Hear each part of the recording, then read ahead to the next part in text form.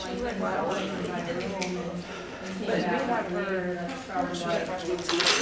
guys. Hey. Hi. Welcome to part 2 of my Google for Education PD. And basically, let's just jump right in. I'm going to ask you guys to This go. one's still showing Department of Public Instruction. Turn it off, push back. Whenever you get the chance, I don't care if you're late, go to classroom.google.com. Classroom.google.com. Yeah, and I created a classroom just for this PD, and that's probably where it'll end, but So, I have a code for you guys when you get there. You're going to be students today in Google Classroom. I hope it lets you be a student. Yeah, it'll let you be a student.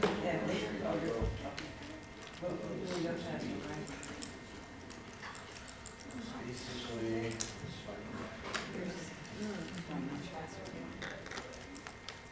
here's the code right here when we get there. Let me just make sure everyone's good. My computer's there.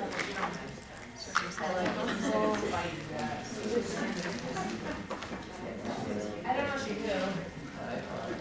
When you log in and sign in right now, go to Chrome and then go to classroom.google.com. So if you already did that, then what you want to do is add a class. Let's see if it lets you add a class. Go to plus. Join class. You did? Okay. You're obviously ahead of the learning curve here. Yeah, that would be your MPS password, the one that you use to log into email.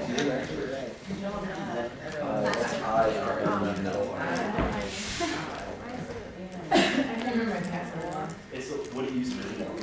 Or it might still be MTSG. It's one of those. Did you try your whole email for your login? Oh yeah, so that probably put an MTSG. That's what it did for me.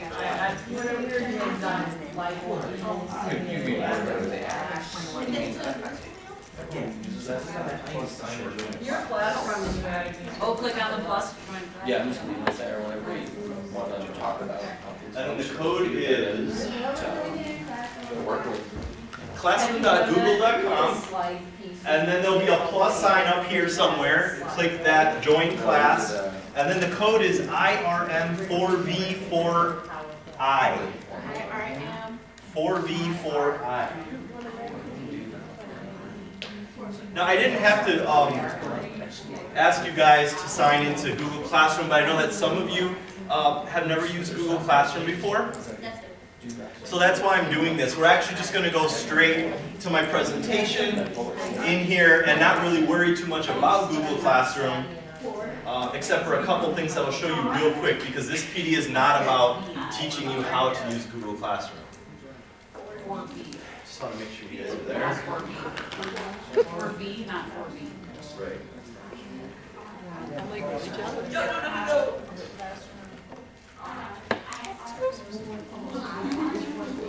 I'm a huge.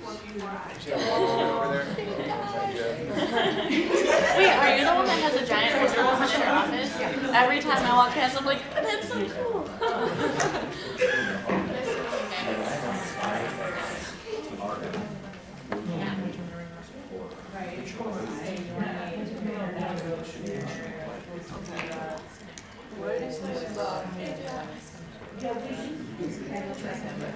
IRM 4V 4I. Yeah, that sometimes it does that. Just re-enter your password, but without that that K12, just the username, and then your password, the same password you used to get it. Okay. All right, I'm going to move on here, guys, in the interest of time.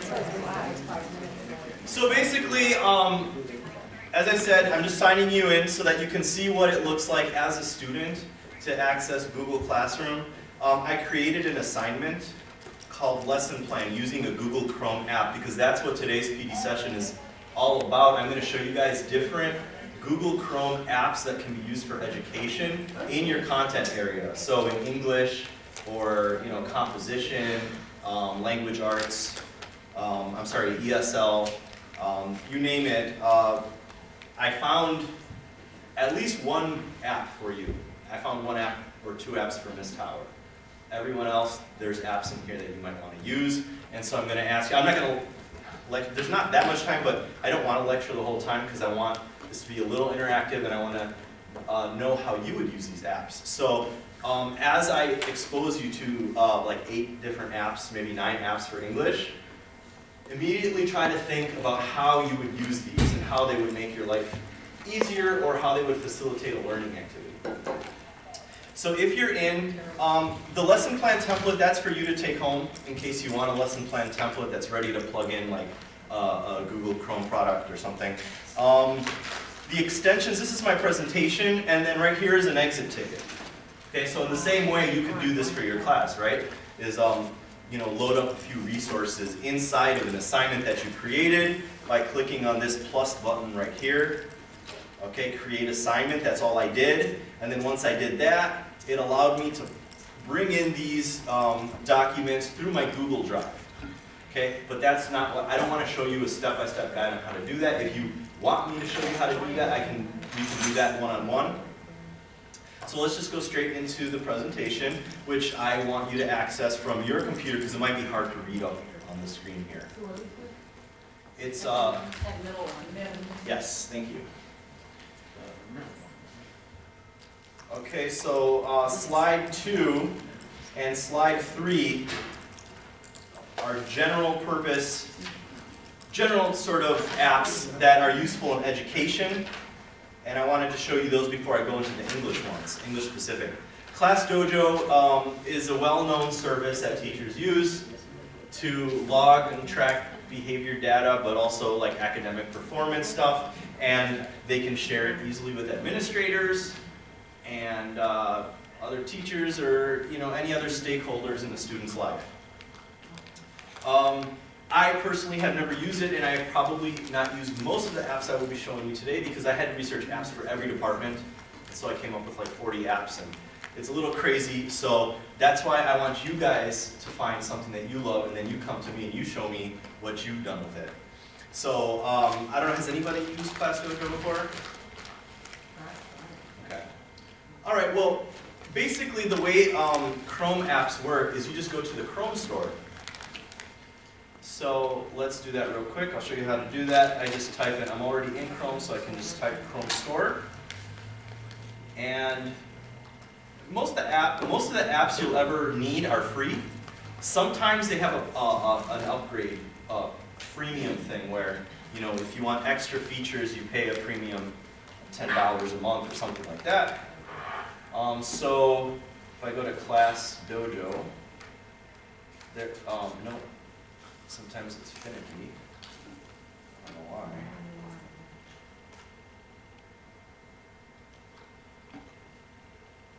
Yeah, here, hold on. What's Dojo mean? Does it stand for something? Well, dojo's like, isn't that like a school of karate or something? I don't know. So I think it's a metaphor for like karate school. But I could be wrong. Is this related to just like, so these would just be like school apps then? Yeah. For some reason, I'm not pulling up ClassDojo, but let's say it's called Quick Dojo. All you do is click this button right here, Add to Chrome, and it'll just add it to your browser. If you sign into Chrome, the browser, you can transfer your apps to any computer you access just by signing into the browser. Okay, and that I believe you can do by going way up here on the upper right, and then there's this, a sign in. I'm not going to look for that right now. But you can sign into the Chrome browser. Can you go back to the slide with the code? I had to Yeah. get in the Chromebook for this second. Yeah, so their description is ClassDojo helps teachers improve behavior in their classrooms quickly and easily. It captures and generates data on behavior that teachers can share with parents and administrators. A lot of these apps sync beautifully with your Google account, so that you don't even have to register newly or anything like that. So Scribble is another one, stickies on steroids. I personally try to get my students to get into the habit of good note-taking. Maybe they want it, once we get into an environment where every student has his or her own Chromebook, you could use something nice like this to get them to have really nice, colorful, organized notes, tagged by different classes. I don't want to get into that right now, because that's not specific to English. I just did this one for the social science teachers, found a bunch of apps. Here we go. Chrome apps for English teachers. Okay, the first one I found is called Calmly Writer. Oh, and one more thing. If you look at the exit ticket, you can rate each app in terms of how useful it would be to you as we go along. So I would just like you to, if you go back into Google Classroom, you'll see there was the bottom resource was an exit ticket. Could you guys pull that up simultaneously as we look at the presentation? And just, it gives you a space to jot down your ideas. Just keep in mind that, like look for where it says Calmly Writer in the exit ticket. Rate it from 1 to 5, 5 being the most useful to you, after I describe it to you, of course. And then there's the next question down is jot down an idea for how you might use this in your class, just off the top of your head. That way you don't forget it, and I can bring it back to you. Just keep in mind that your idea is publicly viewable by all of us in this PD. Where is it? It's the exit ticket that you can access through the classroom. Let me know. Found it. I haven't even been able to get into where we're at. That's okay. Just then just like sit back and just There's a. pay attention so you don't miss out. IRM, Word, You you punch punch that that down down where where I'm at. the PowerPoint first page, it's the third one, under the middle. Okay. So now we're gonna Are talk you about looking this at app. exit? No, I'm looking at how to get to the app. Oh, scroll down, it's number, And then if you have any ideas about it. number 30. If an app doesn't, you know, And then how do I tickle get your to the muse, there? feel free to skip the question that asks you to jot down an idea. Well, how do I get to the app? Can we get to the app? Okay, that, I did not link to the app itself because I don't want you guys playing around with it too much. I thought that's what we were doing for the exit ticket. No. The exit ticket is just to jot down an idea. If an idea hits you for how you might use it. I'm going to describe it to you as best as I can. Oh, so we're saying how we use it your brain while you're sitting here. just by the description of it? Just by the description of it, sometimes, not with all the apps that I'm going to show you, but with some of the apps, you might already know what you would do with that app, and that would be a place for you to just jot it down so that you don't forget the idea. I can bring it back to you, and we can trap that idea and play with it later. Sorry, that took a long time to explain, but that's what I was trying to do. I originally was in like. Sure. Does everybody follow what I'm trying to do right now? Yes. About jotting an idea down as I show you different apps? For myself, Yeah. yes. We're completing our exit ticket as we go. Yeah, maybe I shouldn't have called it an exit ticket. Okay, so It's exciting. do it as we go. Feel free to skip it if it doesn't speak to you. Distraction-free writing. Calmly Writer has been designed to help you focus on writing. As you start typing, all the distracting options disappear from the interface. So that's an app that's just going to create this sort of big white washed screen for your students. The font is going to be a very peaceful, larger font. And that might be a, you tell me, what does that make you think of as Can you an show English it to teacher? us, or is that? Okay, let's try it. Cumbersome right now. Yeah, I just didn't want to take up too much time playing around with them. But we can do any one you want. Calmly Writer. I've never found that all the stuff on the computer were too distracting. So I don't know. What do you?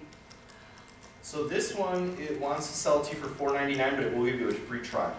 So do keep in mind that some of them are partially free, all totally free, or freemium or premium. It's installing it right Does every now. student account need to have the app in order for it to work? Like, do the students need to have the app installed as well in order to use it? Actually, most of the time they don't. All these developers try to make it work in a bunch of different devices and Like, if I find platforms. it, and then the kids go to use it, then like, oh, now you have to download this $5 app. Oh yeah, no. This one In order to use it. I haven't used, so I don't know if the $5 makes it free for the whole class. I think it probably would. So here you're just logging into Calmly Writer.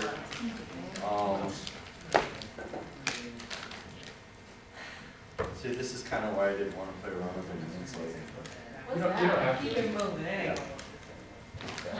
I don't even like it. Don't listen to it.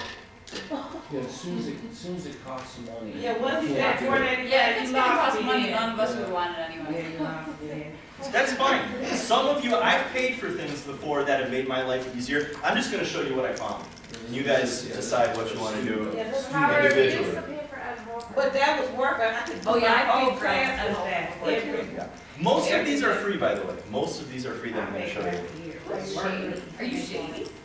I always I- thought you were kind of shady. I am making a cut from Google. They asked me to sell these apps to you and they would give me 10%. Because they're so desperate for cash.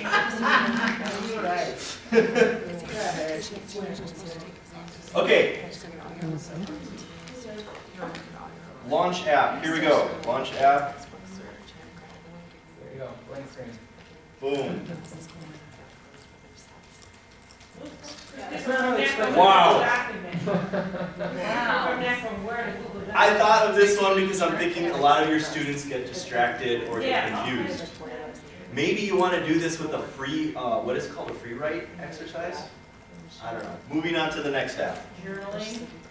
Journaling. I've got other stuff for journaling per Miss Moreau's request. She was kind enough to email me and I found some things for her. Next app. This one's, there's a lot more to this next one. Story Wars. Story Wars is a place where random writers with amazing ideas in their head come to express their thoughts. Any person can pitch an idea and create a story, but the moment the story is published, it is no longer truly theirs, but it is adopted by the Story Wars community.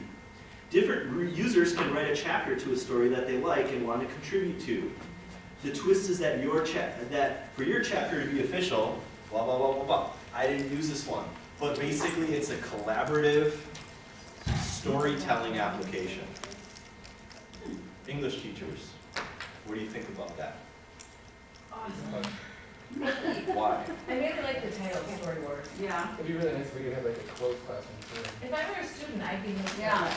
Oh, Story Wars is open to an entire Well, community? I'm assuming that this one's open, but I want to be restricted to certain. Yeah, I just Yeah, if you make your. I just went ahead and put it on Chrome just now, just so Yeah. that I could go to the site and look, and Yeah. they have an additional sign up, Right. which right now, for how I want this to work, I'm trying to avoid that. Okay. You know what I mean? Like, let's get them using Classroom, no more logins besides logging into this. You know what I mean? Let's get them really indoctrinated with that. So. But maybe someone in this room right now is craving a good interactive experience, a good collaborative writing experience, because that's Yeah. like a new trendy thing to do. It might be good at like, maybe as a opening activity for when you're doing narrative writing. You know, like I don't think you could do it as like a big, like an assessment-y type thing, but it might be kind of fun as you're starting narrative writing, like let's just see what happens. Yeah. Well, we used to do those writing circles, and it was kind of similar, Right. but this is just, I don't know. It's bigger, Yeah. yeah. It's kind The of cool. global writing Yeah. circle. Kind of like we did with that fan, we did folding the piece over, but yeah, this is cool. I mean, if you could get your students to take Yeah, this over, is like over other Out of students' the dark stories, ages. We're not folding paper over Yeah, this is like what we've been doing what have you been doing? on the internet. What have you been doing? Well, Nikki had this thing we did, and they would like, you know, like an accordion fan? Each kid would like write a line, and then they'd fold it over and give it to the next person, and then at the end, it made like a little story. Beautiful. This is a paperless version of that. Maybe there's a lot of bells and whistles to it. Maybe you can do it just privately by class or something like that. So if anyone, I would encourage you guys to check it out and let me know how it worked out for you as I learn more about these apps. WordKeeper Alpha. WordKeeper Alpha is a tool developed based on the National Novel Writing Month Word Metrics tool. Just about any author will tell you the best way to finish a book is to write every day, even if what you're writing isn't the best. It keeps you on task. Instead of letting a story sit, forgotten and neglected for a week or months on end while you wait for your muse, using word metrics to help motivate you can help keep you working and get you to muscle through writer's block. So I'm looking at this one as kind of like a motivational tool to get students to think about writing on a daily basis. and thinking about like the continuity of a long-term project and helping them stay on task with that. By looking at things visually through, oh, look how productive I was that day. Why wasn't I productive this week? What do you guys think about that one? I'll use it for myself. For yourself. I don't think I Right, but is there ever a time when, you know, students have a sort of like a longer project that might take them a week to do, a writing project? Might be good for that. I don't really understand what this, So they're not losing paper? what does this do? This keeps track of their productivity. It makes you write more. Okay, Over so it time. doesn't, does it like keep your, is this like somewhere you keep your stuff that you wrote, keep it together, or is there? I need you guys to Okay. be Okay, we curious Alright. if you think it is and report back to me. If we do end up having a third session sometime this year or next year, we could continue on and find out in detail what it does, how exactly it notifies you, hey, you didn't write any words today, why not?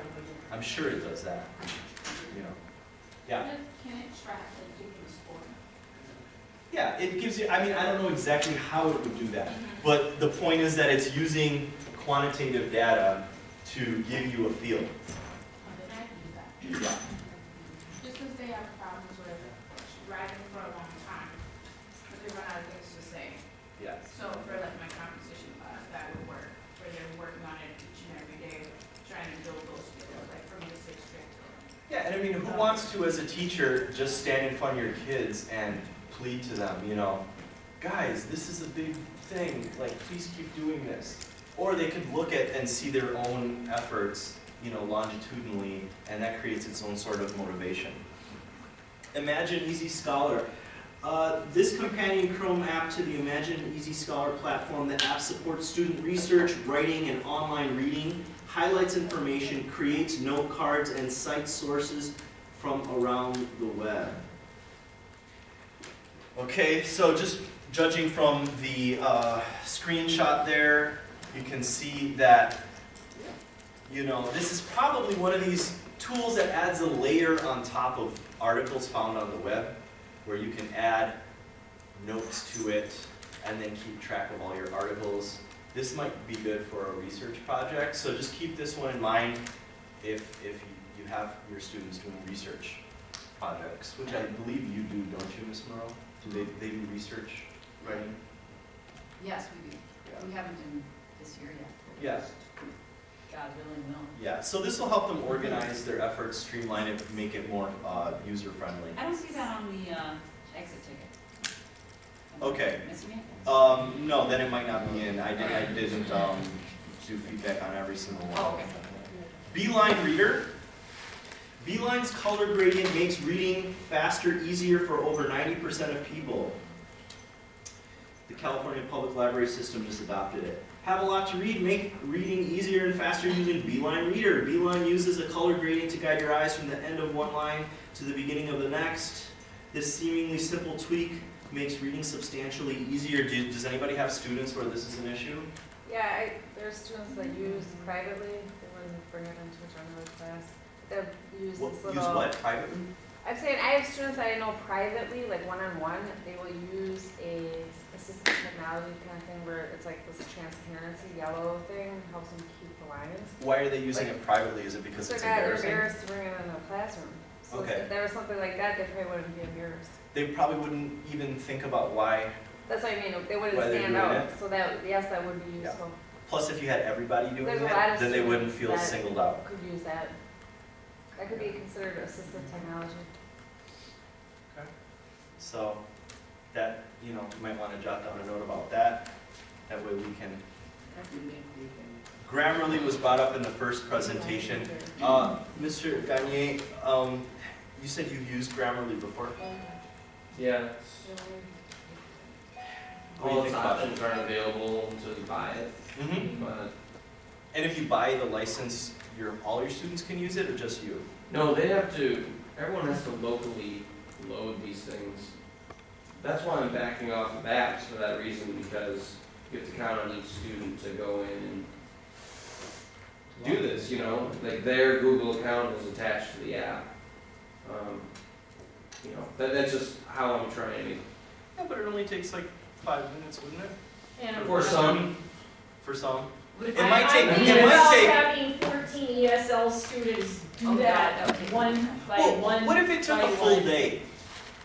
And then you were able to do It would something be a for the whole year with them? class. But then all the kids that weren't there weren't, see, that's what I would see Yeah, the problem is, then the kids who weren't there, the next day they came in and they don't have it, and then. Yeah. I mean, you know, Yeah, my reaction isn't even, you know, to be a naysayer, it's just the practicality of getting it running quickly with all students, without a doubt. I mean, how long did it take to get them to realize that you needed to put in your S number and your password? And that's something they use every day. I agree with that. You know. As I'm looking at this again, getting together, the kids all need to log in and download, well, that's a lot of extra.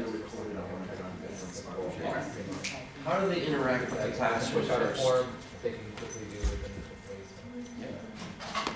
But that's my only thing, is that, it's not that they couldn't, it's just that if like their first introduction to using these computers as a classroom tool regularly Yeah. are apps, I feel like there's too many hurdles for me to get them through that, whereas I feel like I can get them through the hurdles of how to interact with the classroom more, and possibly advanced users, the add-ons. Because then at least, you know, the add-ons don't require another sign-in, Yeah. or a login, or a download exactly, you know. There's always going to be a different level of investment, and it's all going to depend on how much you want to use the app. And sometimes it's the only app that's available, and it's going to be amazing. And in that case, I say, why not invest? And also keep in mind that, you know, teachers like Mr. Gagne and I, the more we do the painful process of teaching kids how to do this, the easier it's going to be for the rest of the teachers in the building, eventually. You know, as this no longer becomes a first generation, you know, feature. Well, I will say, I just signed up for I forgot what it's called, but the Word Tracker Alpha, or whatever the Alpha one was. Okay. And I can't get logged in.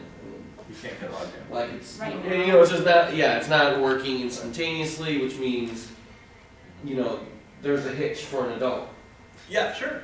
already. So I mean, you know, like, Yeah. it doesn't make it not usable. It's just, it is the practical barrier that you may come up against with students. Yeah. Is that this is, you know, you're gonna have to bring it up another class day.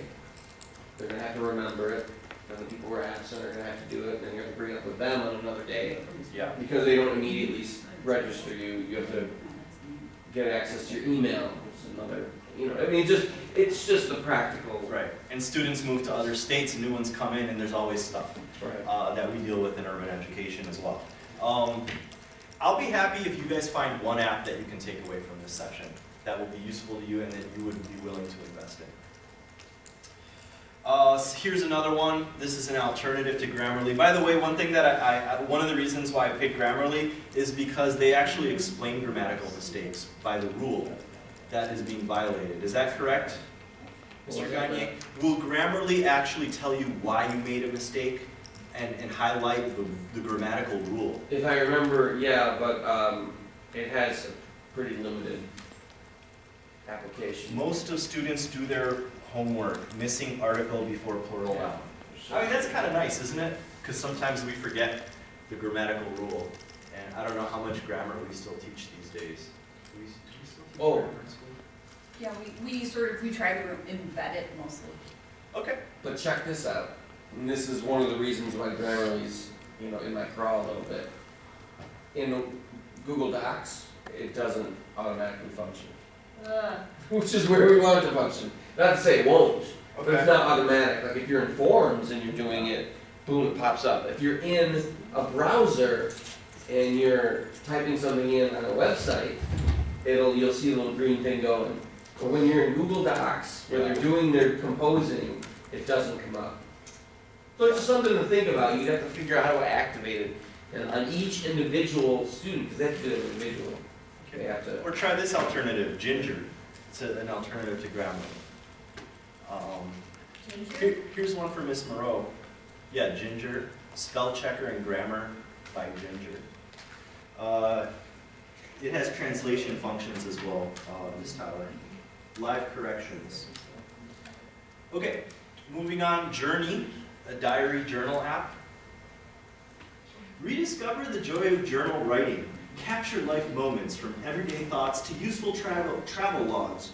Journey helps you to rediscover the joy of journal writing through the warmth and humanity of the interface. Journey presents your life beautifully in calendar, photo, and atlas view, allowing you to revisit the greatest moments.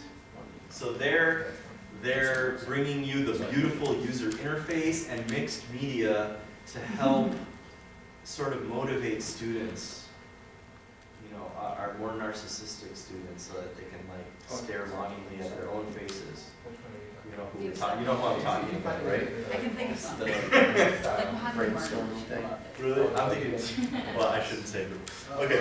Next bill. Play around with stuff a little bit less like a. So I'll give you a second to jot down an idea if that, you know, that one interests you. I don't want to. You what? They won't let. You can't take it. Oh, sorry. Okay. Is this one interesting to anybody?